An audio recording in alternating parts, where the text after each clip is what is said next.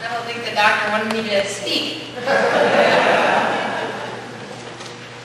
Jane Shull Olson graduated from Zach Community High School in 1955. She participated in many activities. The classes she found most rewarding included English with teacher Mr. Rummels and biology and chemistry with teacher Mr. Rickle. Jane recalled the activities she enjoyed most as band, choir, athletics, drama, operettas, and dolphins.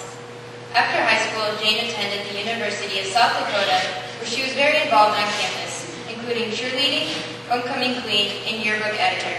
She graduated in 1959 with a BS in elementary education.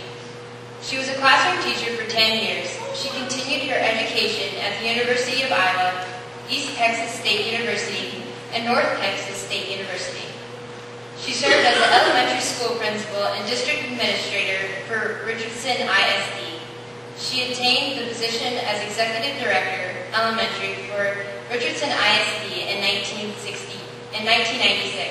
where she served until her retirement in 2003. Jane lives in Rolette, Texas, with her husband Gene, graduating the class of 54. They have 2 children, Brian and Stacy, and 3 grandchildren, Taylor, Cooper, and Parker. Jane retired in 2003 after spending 44 years in the field of education. She continues to work part-time in education as a supervisor of student teachers at the University of North Texas. She's very active in her church and with the Dallas Women's Club, and belongs to several educational and community groups.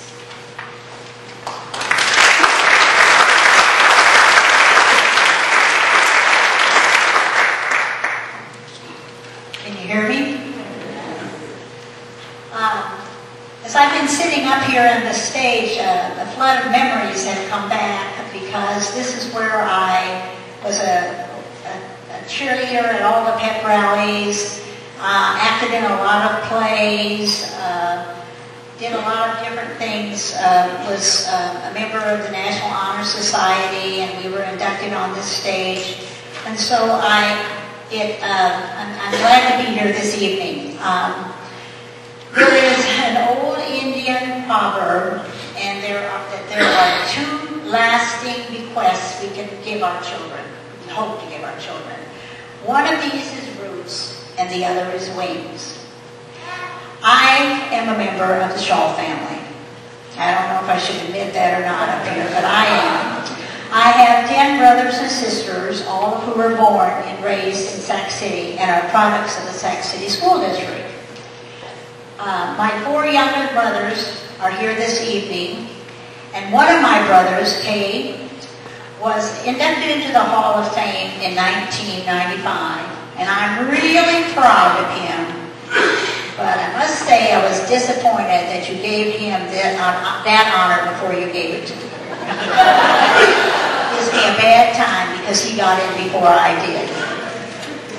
We lived on South 5th Street, which is 2 blocks south of town.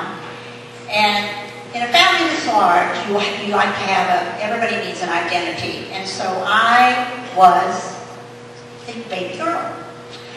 And this was so important to me that I can still remember praying every time my mom went to the hospital to have another baby, that it would be a boy. Now, my prayers were answered each time because the last 4 babies were all boys. Now, you have to be careful what you ask for because you may get it.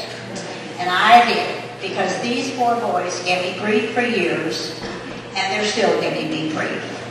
They're all sitting out there in the audience, and they said, you know, if you talk too long, if you see people going like this,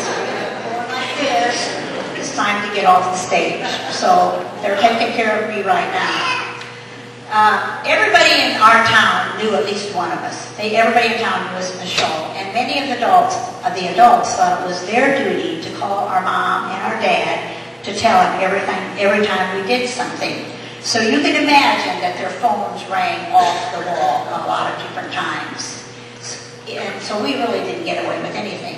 In those days, you would find us in working in all the retail stores, canning factory, the gas station, the banks.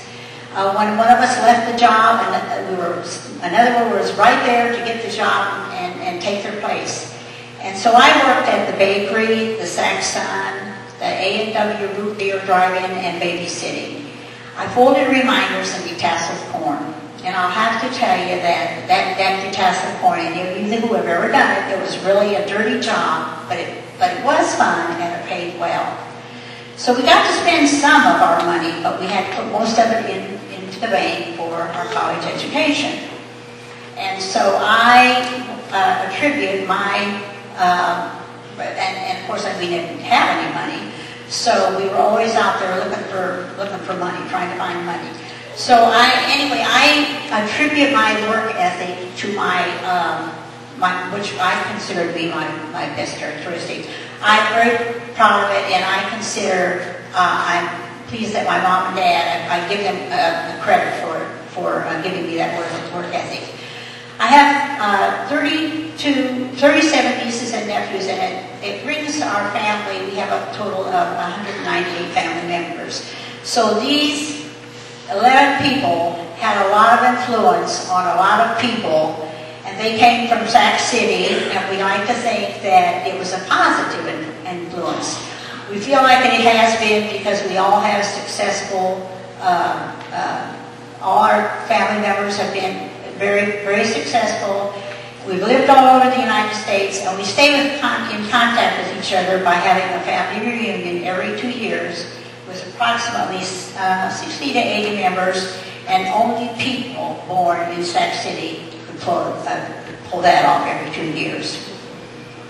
There were 60 students in our graduating class, and we attended kindergarten through 6th grade in a big 3-story red brick building that used to be on Main Street by the library, next to the gymnasium.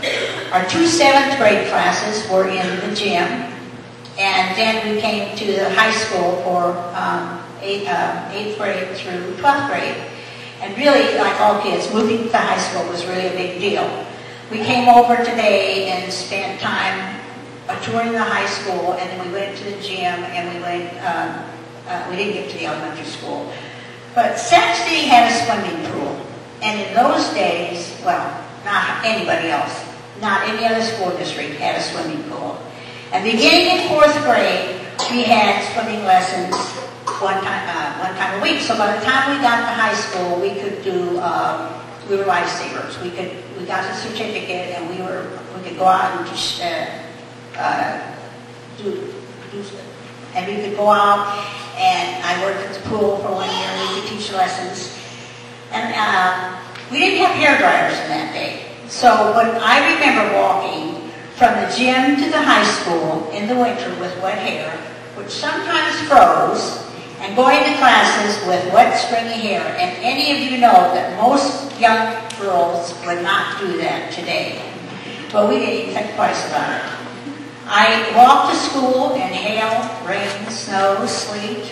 I climbed, since we lived at the bottom, we lived on South 5th Street, we were at the bottom of the hills, all the hills.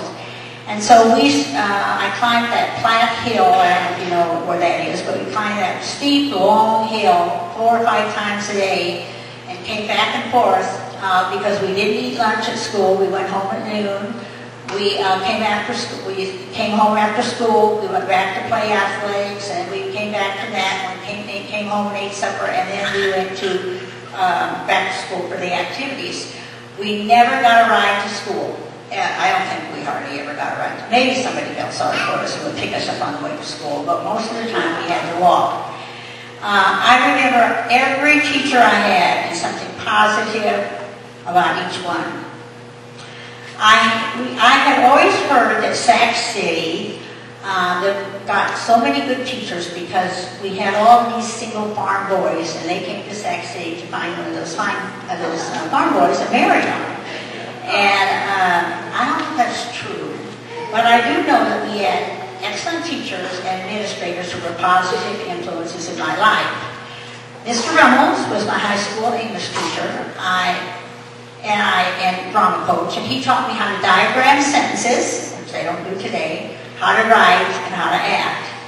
Every English professor in all the colleges around knew Mr. Reynolds, and they knew that if they got a student from his class, that we were going to be good writers.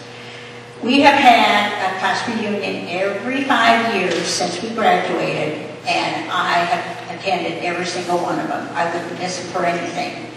I developed lifelong friendships with several girls in my class. One of these people is Peggy Goodwin Johnson, and she's here this evening, and we were born across the street from each other, and she and I and several of our classmates still keep in contact with each other, and we often take trips together. You can't find too many people that have friendships that last that long. I was well prepared for college. When I graduated from the University of South Dakota in Vermilion, I was ready to teach school and see the world. So I got on a train and went to Las Vegas, Nevada. It was a long, long train ride. I can still remember getting off that train in the middle of the night in Las Vegas and seeing all those bright lights and hundreds of people playing slot machines. And I can tell you that that was a lot for a little girl from Iowa, Sac City, Iowa, to comprehend. I taught in several states, remember I was going to see the world, and I came home to marry my childhood sweetheart, Shull Olson, who was also born and raised in Sac City, and he was one class ahead of me. We lived in Sioux City and Cedar Rapids, where I got my master's degree from the University of Iowa. And after a stop in Phoenix, we finally found a home in Dallas, Texas, where we've lived since 1966. We came back to Sac City. Some people thought we were crazy, but we came back to school every year from 1961 until 2001, when our last parent passed away. We came back at Christmas time, and we came back for 2 weeks in the summer. And to visit friends, and to, of course, visit our parents. And my 2 children thought that everyone got in the car 2 times a year, drove to Grandma and Granddad's house. They never complained about it. They just didn't know any better. When I moved to Dallas, I got a job in the Richardson Independent School District, which is one of the top school districts in Texas. And I held several different jobs, a variety of positions. I was a principal for 20 years. And any of you know that that was quite a challenge. And then I became an executive director, and I was responsible for the curriculum and the instruction in 23 elementary schools. Before I retired in the year 2003. And during this time, I was recognized by the district and by the state of Texas for, I got to receive quite a few awards and quite a few certificates. So that was, it's been a very rewarding experience. I believe that educators get back every day to go to work. I never thought I had to go out and do anything for any service jobs, because as an educator, it was a 24/7 job.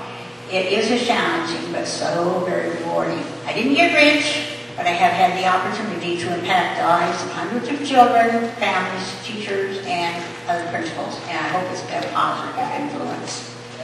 I started teaching in 1959 and continued in various positions for 44 years. I have never not been in the school system. So when I retired, it was time to give back. I'm currently working part-time for the University of North Texas. I train and supervise teachers who want to be teachers. I've also joined several service organizations who give back to the communities that we live in. I always tell everyone in Texas, because they think that there is nobody above the Red River that is any good. And if you didn't live in Texas, they didn't even know why you were going, why you were even living. So I always have to go tell these people how fortunate I am to have grown up in a small town with great people and a fabulous school district. I've had many positive experiences, and I love going to school every day. Academics were important, but the fact that I had the opportunity to be a part of a variety of activities to develop the leadership skills I needed to attain the success I've had in life. I thank the Sac City School for continuing to prepare young men and women to become successful members of their community, and I thank the members of the Sac Community Educational Foundation for recognizing and honoring the achievements of your graduates. As I said at the beginning, there are two lasting requests we can hope to give our children. One of them is roots, the other wings. My roots are still pulling me back, and here I am today, filled with gratitude for this honor.